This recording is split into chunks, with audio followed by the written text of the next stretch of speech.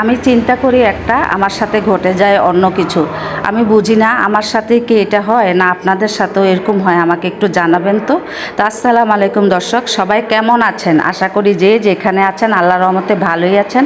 আমিও আলহামদুলিল্লাহ আল্লাহর রহমতে ভালো আছি। এটা ছিল গত শুক্রবারের ভিডিও। তো আমি আজকে শুক্রবার ভয়েস দিতেছি। তো আমার সাথে কি ঘটনা ঘটেছে আমি আপনাদের সাথে শেয়ার করতেছি। তো এই যে আমার নাতিন এসেছে আমাদের বাসায়, ওর কালকে 17 তারিখ বৃহস্পতিবার ওর জন্মদিন, ওর 2 বছর পূর্ণ হলো।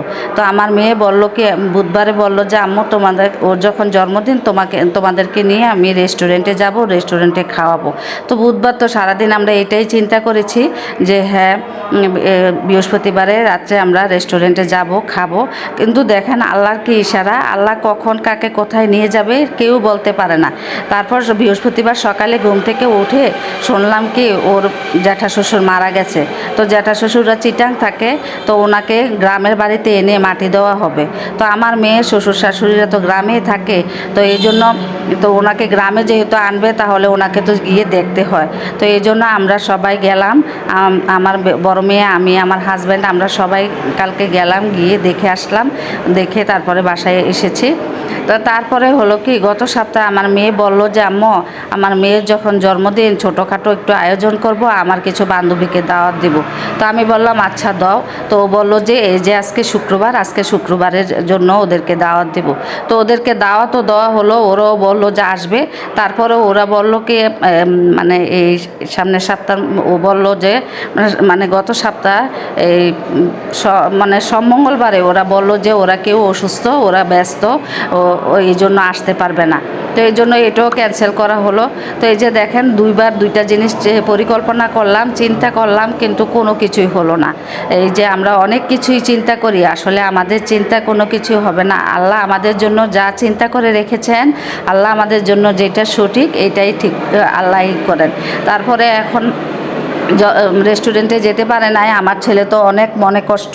তো এই জন্য ও কালকে মনটা সারাদিন মন খারাপ করে রেখেছে। তো আমার মেয়ে বলেছে যে কালকে শুক্রবারে তোমাদেরকে রেস্টুরেন্টে নিয়ে যাব। এখন আল্লাহই জানে আল্লাহ আবার আমাদের জন্য কি পরিকল্পনা করে রেখেছেন জানি না। তো এই আর কি। তো দর্শক, আমার ভিডিওর কোনো অংশ যদি আপনাদের ভালো লেগে থাকে তাহলে একটা সাবস্ক্রাইব করে দিবেন। যারা এই পর্যন্ত দেখেছেন এখন একটা লাইক দেননি, প্লিজ একটা লাইক দিয়ে দিবেন। আর বেশি বেশি শেয়ার করে দিবেন। আর আপনাদের মূল্যবান মতামত কমেন্টে জানিয়ে যাবেন। আর আমি অনেক ব্যস্ততার মধ্যে দিয়ে অনেক কষ্ট করে ভিডিওগুলো বানাই এবং ভয়েস দিই। এই যে এখন ভয়েস দিতেছি, মসজিদের চারিদিকে খুতবা চলতেছে। মানে আজকে সকাল থেকে মেহমান ছিল, মেহমানের জন্য ভয়েস দিতে পারি নাই।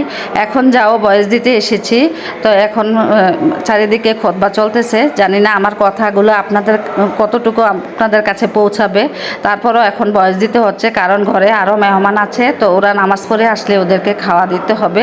তো এই জন্য এখন যদি ভয়েস না দিই তাহলে ভিডিও ছাড়া যাবে না। তো এই জন্য আমি এখন ভয়েস দিচ্ছি।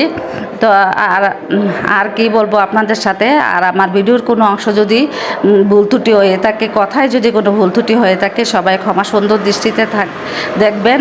আর আমাকে বেশি বেশি সাপোর্ট করবেন, কারণ ইদানিং আমি অনেক ব্যস্ত হয়ে গেছি। মানুষের নাকি ছেলে মেয়ে বড় হয়ে গেলে আস্তে আস্তে ব্যস্ততা কমে যায়, কিন্তু আমি দেখছি যে আমার যত দিন যাচ্ছে আমার ব্যস্ততা এতই বেড়ে যাচ্ছে। আর অসুস্থতা তো আছে, এটা আর বলে লাভ নাই। প্রত্যেক দিন আপনাদের কাছে আমার অসুস্থতার কথা যদি বলি আপনারা বলবেন যে আমি সব সময় অসুস্থ থাকি।